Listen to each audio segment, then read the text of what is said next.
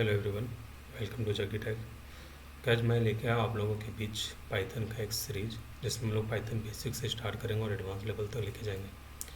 ठीक है, तो बहुत ज़्यादा टाइम वेस्ट नहीं करते हुए हम लोग कुछ बेसिक्स चीज़ें पे डिस्कशन कर लेते हैं पहले, उसके बाद हम लोग पाइथन की ओर जाते हैं।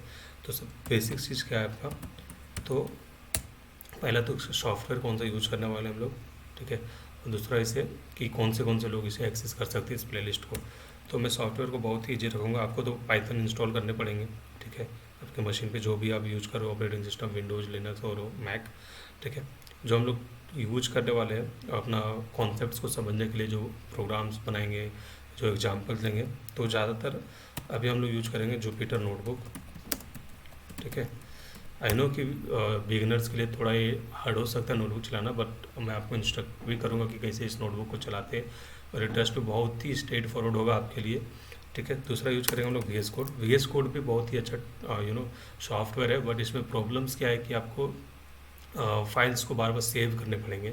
ठीक है, जुपिटर नोटबुक में ऐसा कुछ सीन नहीं है, आप सिंपली अपना कोड लिखो और रन करो। ठीक है, तो ये दो आपका बेसिक्स हैं। अगर आपको कुछ आइडिया चाहिए तो आप पाइथन को थ्रू जा सकते हो। ठीक है, तो ये 3 से अपना काम हो जाएगा इस सीरीज के लिए। ज़्यादातर मैं जुपिटर नोटबुक को ही यूज करने वाला हूँ, तो मैं रिकमेंड करूँगा कि आप लोग इंस्टॉल कर लो उसको। अब चलते हैं कि इस प्लेलिस्ट को एक्सेस कौन कर सकते हैं। तो अगर आप पाइथन सीखना चाहते हो, आपने अब तक स्टार्ट नहीं किया है, तो आपके लिए बहुत ही बेस्ट सीरीज होने वाला है, आप प्लीज़ इसको स्टार्ट करें। अगर आप पाइथन सीखने के फेज में हो तो भी आप इसको एक्सेस कर सकते हैं, क्योंकि मैं इस सीरीज को डीप तक लेके जाऊँगा। और ये पाइथन पूरा सीरीज देखने के बाद आपको और कहीं जाने का ज़रूरत नहीं है, आपको जो भी रिक्वायरमेंट्स है, जो भी डेवलपमेंट चाहिए आप कर सकते हो। ठीक है, यहाँ से सीखने के बाद तो अभी बहुत ज़्यादा टाइम वेस्ट नहीं करते हुए सीधा आते हैं हम लोग पाइथन का डिस्कशन पे। तो बहुत ही इम्पोर्टेंट डिस्कशन पहला हम लोग कर लेते हैं कि सर पाइथन का नाम पाइथन क्यों पड़ा, राइट। तो मार्केट में बहुत सारे लोग आपको बोलेंगे कि पाइथन एक स्नैक का नाम है, जहाँ से इस टेक्नोलॉजी का नाम पाइथन था, जबकि ऐसा कुछ है नहीं। ठीक है, तो पाइथन का जो फाउंडर थे, एक व्यक्ति का बहुत ही ज़बरदस्त वाला फ़ैन थे। वो व्यक्ति कौन था सर?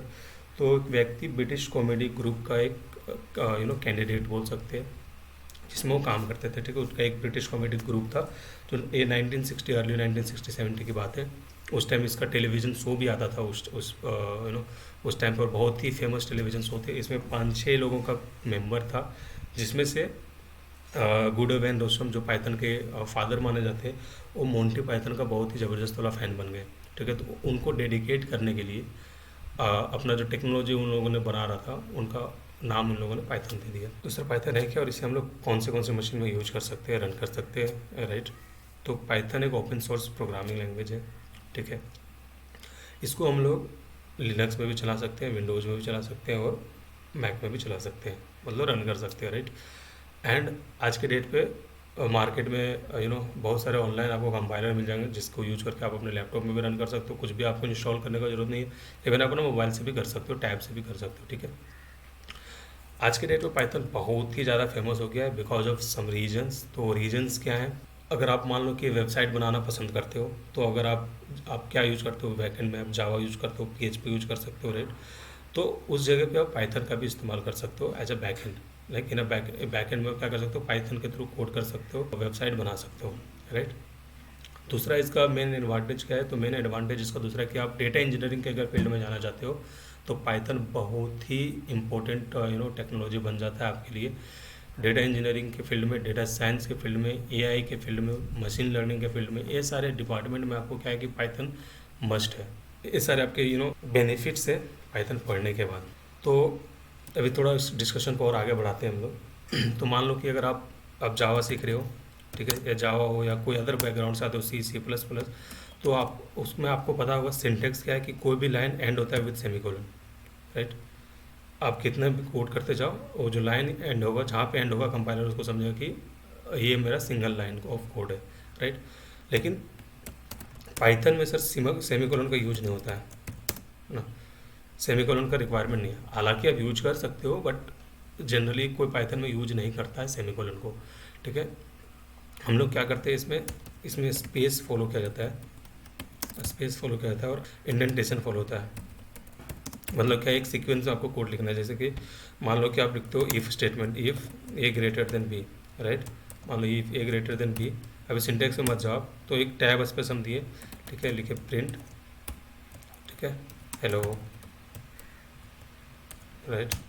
एंड देन आपको एल्स में अगर जाना है तो फिर से आपको यहाँ से स्टार्ट करना पड़ेगा और इसका जो जो भी स्टेटमेंट आपको देना है वैसे देना है। तो अगर आप अभी यहाँ पे देखोगे तो क्या है, एक टैब स्पेस है, तो मैं एक टैब स्पेस फॉलो कर रहा हूँ, तो पूरे आपको उस पाइथन कोड में आपको टैब स्पेस ही फॉलो करने पड़ेंगे, ठीक है।